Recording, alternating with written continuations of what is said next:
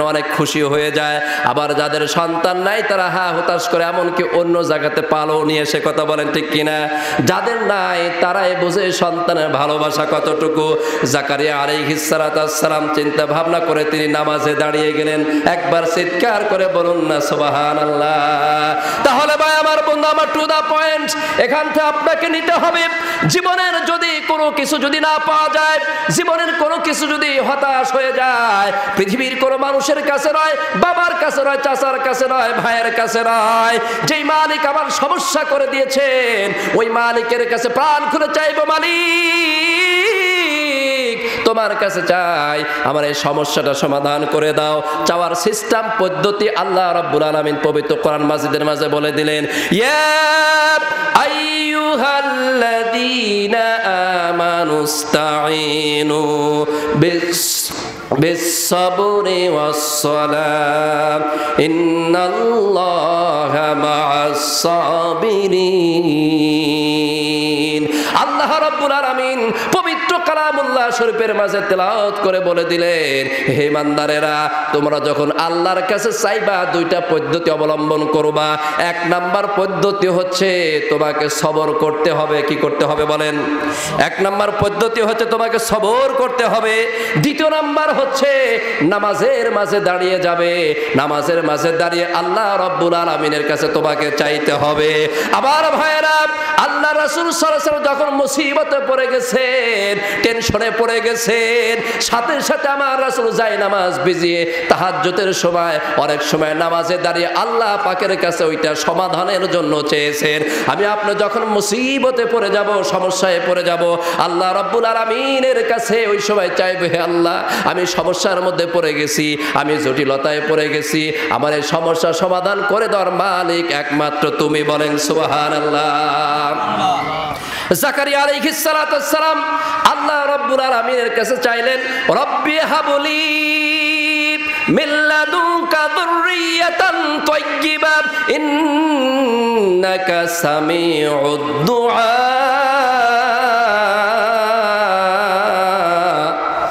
জাকারিয়া আলাইহিস সালাম আল্লাহ রাব্বুল আলামিনের কাছে বলেন, হে আল্লাহ, তাইয়্যিবান কি বলেন?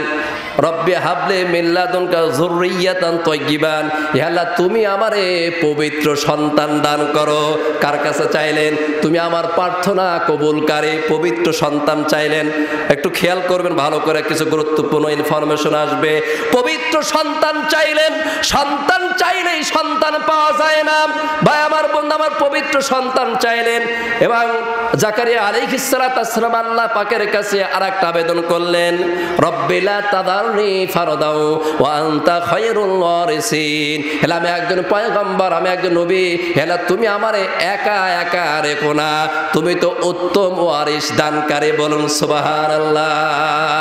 আবার ভাইরা, জাকারিয়া আলাইহিস সালাম যখন এই কথা বললেন, দোয়া করলেন আল্লাহ পাকের কাছে, ওই সময় বৃদ্ধা বয়সেও আমার আল্লাহ রাব্বুল আলামিন জাকারিয়া নবীকে একজন সন্তান দান করলেন। সেই সন্তানের নাম হচ্ছে হযরত ইয়াহইয়া আলাইহিস সালাম। চিৎকার দিয়ে বলুন সুবহানাল্লাহ। আবার ভাইরা, যেই যে ইব্রাহিম আছে, ইব্রাহিমের সন্তান নাম ইসমাইল। কথা বলেন ঠিক কিনা? ইব্রাহিম আলাইহিস সালাম আল্লাহ রাব্বুল আলামিনের কাছে দোয়া করেছিলেন এইভাবে, রব্বি হাবলি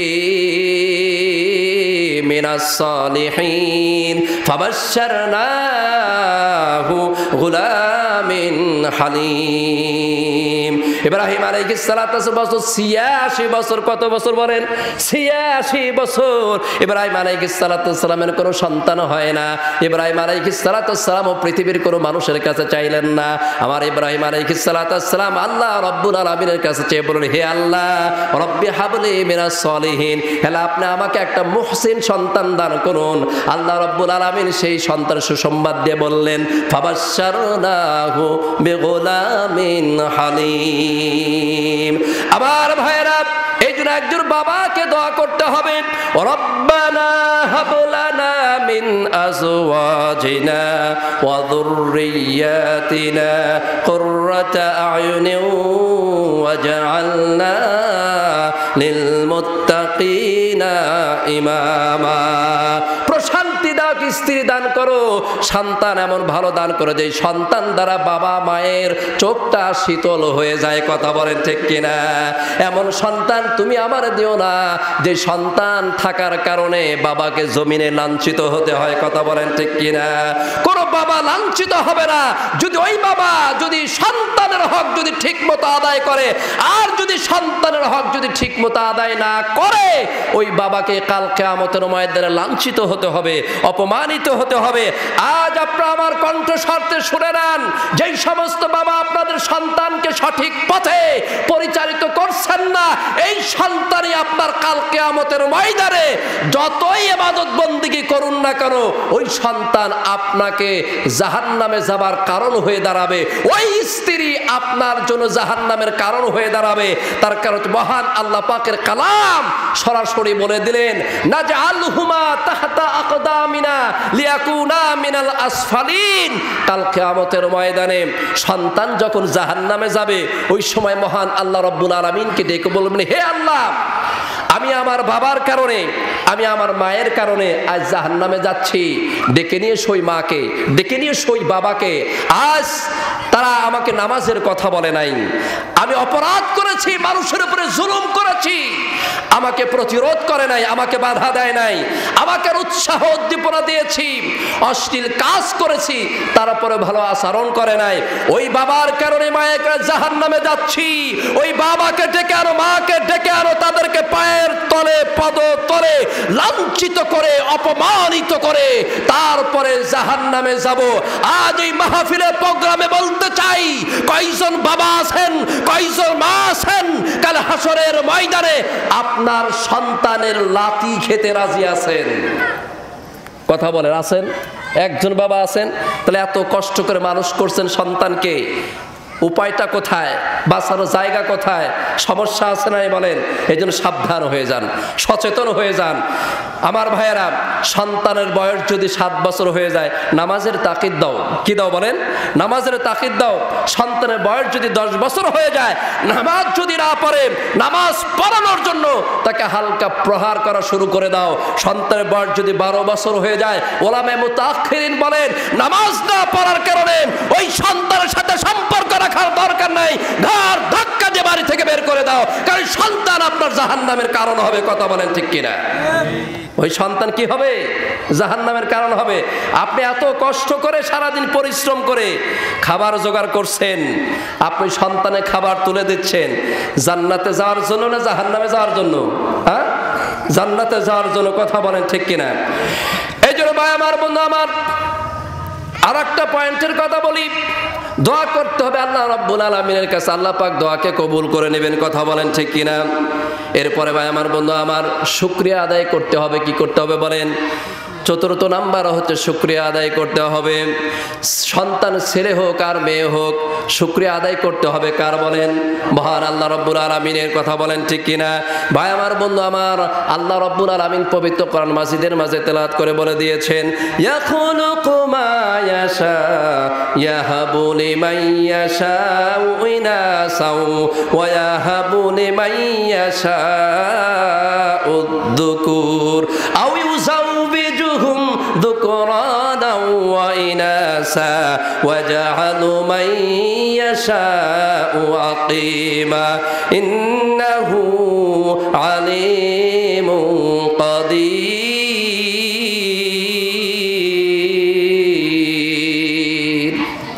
আল্লাহ রাব্বুল আলামিন বললেন, আমি যাকে ইচ্ছা তাকে সৃষ্টি করেছি। আমি কাউকে কন্যা সন্তান দিয়ে খুশি করি, আবার কাউকে মেয়ে সন্তান দিয়ে খুশি করি, আবার কাউকে ছেলে সন্তান উভয়টাই দান করি, আবার কাউকে ছেলে সন্তান কোনোটাই দান করি না। আমি বন্ধা করে সৃষ্টি করি। ভাই আমার, বন্ধু আমার, এইটা করার মালিক কে? আমাদের পরিবারে এমন পুরুষ এমন আছে, সন্তানের স্ত্রী 2-3টা মেয়ে সন্তান হয়েছে। কয়টা বলেন? অথবা মেয়ে সন্তান হওয়ার কারণে তার চেহারার দিকে তাকানো যায় না। ঠিক আছে? কয় বন্ধু হ্যালো বলো, কয় তো খবর তো আছে। কয় কি যখন সন্তান হয়েছে, কয় বন্ধু নিউজ তো দিয়েছিলে, কিন্তু খবরটা তো খুশির খবরটা দিলে না। কয় খুশি আর কি হবে বন্ধু, ছেলে না হয়তো মেয়ে হয়েছে, মনটা বেজার। মনটা কি বলেন? বেজার। স্ত্রীর কোনো দোষ থাকে না। কোন স্ত্রীর যদি মেয়ে সন্তান হয়, ওই স্ত্রীর কোনো দোষ নাই। এবং যদি ছেলে সন্তান হয় পুরুষের কোনো দোষ নাই, স্ত্রীর কোনো দোষ নাই, এটা দেওয়ার মালিক হচ্ছে আমার আল্লাহ। কথা বলেন ঠিক কিনা? সন্তান দেওয়ার মালিক কে? আমার আল্লাহ পাক। আপনি যখন চাইবেন আপনি সৎ সন্তান আল্লাহ পাকের কাছে চাইবেন, আপনি যদি বলেন হে আল্লাহ তুমি আমারে, মনে করেন 3-4টা মেয়ে সন্তান হয়েছে, এখন আল্লাহর কাছে চাচ্ছে যে আল্লাহ তুমি আমার একটা সন্তান দাও, তুমি আমার একটা ছেলে দাও, তুমি আমার একটা ছেলে দাও। আচ্ছা আমার ওই সন্তান যদি এরশাদ শিকদার হয়, হ্যাঁ, আচ্ছা ওই সন্তান যদি ডিপজল হয়, আমি ডিপজলের কথা এই জন্য মাঝে মাঝে বলে এই জন্য চাচা, ডিপজল হচ্ছে এমন একজন মানুষ ও নিজেই প্রযোজক। কথা বলেন ঠিক কিনা? আপনি ভালো করে খোঁজ করে দেবেন, ওর নিজেরই সিনেমা একগাদি, সিনেমা হল একগাদি। ও হচ্ছে পাপের হচ্ছে একেবারে বিজনেস করে। কথা বলেন ঠিক কিনা? অশ্লীলতার বিজনেস করে। ভাই আমার, বন্ধু আমার, তাহলে যদি এইটা যদি বলে, যদি শুধু কয় বলে যে আমার ছেলে হয়েছে 2-3টা, এখন একটা মেয়ে দরকার, চাচ্ছা আল্লাহর কাছে হে আল্লাহ তুমি আমার একটা মেয়ে দাও, মেয়ে দাও। আচ্ছা বলেন তো দেখি, ওই মেয়েটা যদি ঐশীর মতো হয়, ঐশীর কথা মনে আছে আপনার? ক্লাস 9-এ পড়তো। কোন ক্লাসে পড়তো? ক্লাস 9-এ পড়ছে। ক্লাস 9-এ পড়া অবস্থায় নিজের বাবাকে, নিজের মাকে নিজেই হত্যা করছে। কথা বলেন ঠিক কিনা? হ্যাঁ, সেই ঐশীর মতো যদি হয় খবর আছে না নাই? এই জন্য আপনাকে চাইতে হবে, আপনাকে বলতে হবে হে আল্লাহ তুমি আমারে ছেলে হোক অথবা মেয়ে হোক একটা সৎ ছলে পরহেজগার পবিত্র সন্তান দান করো। কথা বলেন ঠিক কিনা? তাহলে বরকত আছে না নাই? রয়েছে। এই জন্য ভাই আমার, বন্ধু আমার, একটা পরিবারকে সাজানোর জন্য, ডেকোরেট করার জন্য, একটি সুন্দর পরিবার গঠন করার জন্য, একটা সন্তান ভালো চাওয়ার জন্য এই কাজগুলো আমাদের করতে হবে। পরিবারের ভিতরে নামাজের প্র্যাকটিস করতে হবে। কি করতে হবে বলেন? পরিবারের ভিতরে নামাজের প্র্যাকটিস করতে হবে। বাবাকে মডেল হতে হবে। কি হতে হবে বলেন? আইডিয়াল হতে হবে। কিভাবে? এটা বলেই শেষ করে দিচ্ছি। আপনার পরিবারকে আপনি ভালো করতেছেন, আপনি বাবা, আপনি চান আপনার সন্তান ভালো হোক। এটা এমন কোনো বাবা নাই যে আমার সন্তান ভালো হোক এটা বলে না, এমন আছে নাই বলেন? যদি ভালো করতে চান আগে আপনাকে কাজ করতে হবে। কথা বলেন ঠিক কিনা? বাবা কোনোদিন নামাজ পড়ে না, নামাজ না পড়ে সময় বলে এই নামাজে যা, বলে কিনা বলেন? আচ্ছা বলেন তো দেখি, বাবা দোকানে বসে সিগারেট খাচ্ছে, কি খাচ্ছে বলেন, আর বলছে এই নামাজে যাবে, কিন্তু প্রভাব পড়বে? হ্যাঁ। আর যদি বাবার হাতে যায় নামাজটা থাকে, মাথায় যদি টুপি থাকে, ও মসজিদের মা আমার আব্দুর রহমানকে সাজায় গুছাই দাও, জামা পরায় দাও, আমি মসজিদে যাচ্ছি, আমার সন্তানকেও মসজিদে যেতে হবে। কথা বলেন ঠিক কিনা? আমার ভাইরা, মসজিদ হাহাকার, মসজিদে লোক নাই, মুসলমানের অভাব নাই। কথা বলেন ঠিক কিনা? গোটা এলাকায় সবাই মুসলিম, ফজরের সময় আজান দেয় মুয়াজ্জিন 5-7জন, কি মুসলমান রে! অথচ আল্লাহ রাসূল সাল্লাল্লাহু বারাদাইন, 2 ঠান্ডার নামাজ আল্লাহ পাকের কাছে সবচেয়ে বেশি প্রিয়। কথা বলেন ঠিক কিনা? এবং তাকবীর উলার সাথে কেউ যদি 40 দিন নামাজ পড়ে, কয়দিন বলেন? তাকবীর উলার সাথে কেউ যদি 40 দিন নামাজ আদায় করে, কুতিবাত লাহু বারাআতানে, আল্লাহ পাক তার 2টা সার্টিফিকেট দেন। কয়টা সার্টিফিকেট? আল্লাহ পাক তাকে 2টা সার্টিফিকেট দেন। সেই সার্টিফিকেটটা হচ্ছে মুক্তি সনদ। কি সনদ? মুক্তি সনদ। বারাআতুম মিনান নার ও বারাআতুম মিনান নিফাক। 1 নাম্বার হচ্ছে আল্লাহ পাক তাকে জাহান্নাম থেকে মুক্তি দান করেন। বলেন সুবহানাল্লাহ। 1 নাম্বার সনদ মুক্তিদান জাহান্নাম থেকে। 2য় নাম্বার হচ্ছে মহান আল্লাহ রাব্বুল আলামিন মুনাফিকের তালিকা থেকে তার নাম কর্তন করে জান্নাতের তালিকায় লিপিবদ্ধ করে দেন। বলেন সুবহানাল্লাহ। অথচ এই মসজিদে দেখা যায় নামাজি লোক আছে, হ্যাঁ, নামাজি লোক নাই। ছোট ছোট বাচ্চাদেরকে মসজিদে নিয়ে যেতে হবে। কথা বলেন ঠিক কিনা? মিশরের কিছু কিছু প্রতিষ্ঠান রয়েছে, সেই প্রতিষ্ঠানগুলোতে মসজিদের ভিতরে ছোট ছোট বাচ্চারা খেলাধুলা করতেছে। আর আমাদের সমাজে মুরব্বী যদি একজন মসজিদে যায়, ছোট বাচ্চা যদি মসজিদ, এই বাবা, ও আর জীবনে মসজিদ মুখী হবে না। কথা বলেন ঠিক কিনা? বিদেশে মিশরে কিছু কিছু প্রতিষ্ঠানের মসজিদের ভিতরে তাদের খেলাধুলার জায়গা আছে। সুবহানাল্লাহ বলেন। ইমাম সাহেব নামাজ আদায় করছে আর আপনার বাচ্চারা খেলাধুলা করছে। আরে ভাই, আবার ছোট বাচ্চা, আপনার ছোট বাচ্চা মসজিদে যাওয়ার অভ্যাস যদি না হয়, এই হ্যাবিট যদি না থাকে, বড় হয়ে কেউ নামাজ শিক্ষা গ্রহণ করে না, বড় হয়ে আদব শিক্ষা করে না। আপনি ছোট্ট একটা বাচ্চাকে কাদার মতো কুমারেরা যখন কলস বানায়, কলস বানানোর সময় তারা যেমনে বানায় তেমনে হয়, কথা বলে ঠিক কিনা? আপনার ছোট বাচ্চাকে যেমনে বানাবেন তেমনে হবে, বড় হবার পরে ডানে বলেন কথা বলেন ঠিক কিনা? হ্যাঁ, ডানে যেতে বাবে বাজে, কথা বলেন, এমন আছে না নাই? এই জন্য ছোট ছোট সন্তান মসজিদে যেতে হবে। আল্লাহ রাসূল সাল্লাল্লাহু আলাইহি ওয়াসাল্লাম নামাজ আদায় করছেন, নামাজ থাকা অবস্থায় আমার রাসূল তেলাওয়াত করছেন, এমন তবে ছোট্ট একটা বাচ্চা কেঁদে উঠেছে। কি উঠেছে বলেন? ছোট্ট একটা বাচ্চা ক্রন্দন করে উঠেছে। আমার রাসূল নামাজের কেরাতকে ছোট করে ফেললেন, সুবহানাল্লাহ, নামাজের কেরাতকে সংক্ষিপ্ত করে ফেললেন। শুধু তাই নয়, আল্লাহ রাসূল সাল্লাল্লাহু আলাইহি ওয়াসাল্লাম মসজিদে মেম্বারে বসে বক্তব্য দিচ্ছেন, জুমার খুতবা দিচ্ছেন। আর হাসান এবং হুসাইন রাদিয়াল্লাহু তাআলা, হাদিসে সুস্পষ্ট ভাষায় এসেছে, হাসান আর হুসাইন মসজিদের বাহিরে তারা হেলে দুলে হাঁটছে, বয়স কম, পড়ে যাবে এবং উঠবে, এরকম আতঙ্ক অবস্থায় দেখে আমার রাসূল সাল্লাল্লাহু আলাইহি ওয়াসাল্লাম বক্তব্য ওখানে বন্ধ করে হাসান আর হুসাইনকে মসজিদের বাহির থেকে এনে রাসূলের পাশে বসালেন। বসানোর পরে তারপরে খুতবা দেওয়া শুরু করলেন, বলেন সুবহানাল্লাহ। আর আমাদের মাঝে হলে পরে এই ইমাম মেরে বাদ দে, কিছু আছে তাই না? ইমাম তো ব্যাকেল, ইমামকে ইমাম ব্যাকেল, দেখছো না? জুমার খুতবা একটা গুরুত্বপূর্ণ খুতবা, আর এই জায়গায় জুমার খুতবা বাদ দিয়ে সন্তান আনতে গেছে। এ তো ডান বাও কিছু বোঝে না, সচেতন না। এই ইমাম দরকার না, আর একটা ইমাম আনেক। রাসূলের সাথে বড় ইমাম কার পৃথিবীতে আছে? হ্যাঁ, রাসূলের সাথে বড় ইমাম আর পৃথিবীতে নাই। এরপরে আবার কি আছে দেখেন, 1 মিনিট 2 মিনিট নামাজের যদি দেরি হয়ে যায়, মুসল্লিরা হুজুর কো আছে না নাই, কোথায় গেল? হাদিস কি বলে দেখেন, ওয়ালা তাকুমু হাত্তা তারাওয়ানি। আমার রাসূল সাহাবীদেরকে বলেন, হযরত বেলালকে, বেলাল তুমি আযান দিয়ে দাও। কি দিয়ে দাও বলেন? পৃথিবীর শ্রেষ্ঠ মুয়াজ্জিন হযরত বেলাল রাদিয়াল্লাহু তাআলা, বেলাল তুমি আযান দিয়ে দাও। বেলাল আযান দিত, আর আমার রাসূল বেলালকে বলতো, ও বেলাল, আযান দেওয়ার পরে আর ইকামতের মাঝখানে তুমি একটু সময় দিবা। এই সময়টুকুতে আমার মুসল্লিরা তারা ওযু করবে, খাওয়া দাওয়া শেষ করবে, তারপরে এসে নামাজে দাঁড়াবে। আর বেলাল শুনে নাও, ওয়ালা তাকুমু হাত্তা তারাওয়ানি, আমাকে না দেখা পর্যন্ত তোমরা কেউ নামাজের জন্য দাঁড়াবে না। কঠিন কথা না বলেন? ওয়ালা তাকুমু হাত্তা তারাওয়ানি, আমাকে না দেখা পর্যন্ত তোমরা কেউ দাঁড়াবে না। এবং ইমাম সাহেবকে সবার শেষে যাওয়া, এটা রাসূলের সুন্নাহ, বলেন সুবহানাল্লাহ। ইমাম সাহেব আগেই যা বসে থাকবে না, আর মুসল্লি আসো আসো আসো এরকম না, ইমাম সাহেব যাবে সবার শেষে।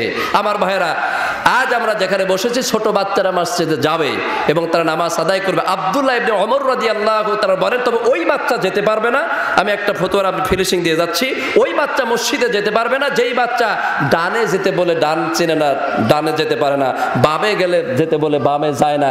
এই এত ছোট বাচ্চা না নিয়ে যাওয়াটাই উত্তম। বুঝাতে পারছি মনে হয়, কথা বলেন ঠিক কিনা? আমার ভাইরা, বাচ্চাদেরকে আমরা একটা ভালো বাচ্চা আমাদের তৈরি করা সবার দরকার আছে না নাই? আল্লাহ পাক আমাদের সবাইকেই আজ যেখানে বসেছি, যে কোরআন হাদিসে যে আলোচনাটুকু করার তৌফিক দান করে দিলেন, সুযোগ করে দিলেন। ইব্রাহিম, কি নাম বলেন? আর ছেলের নাম কি? ইসমাইল। ইব্রাহিম এবং ইসমাইল আলাইহিস সালামের ইতিহাস আছে না নাই?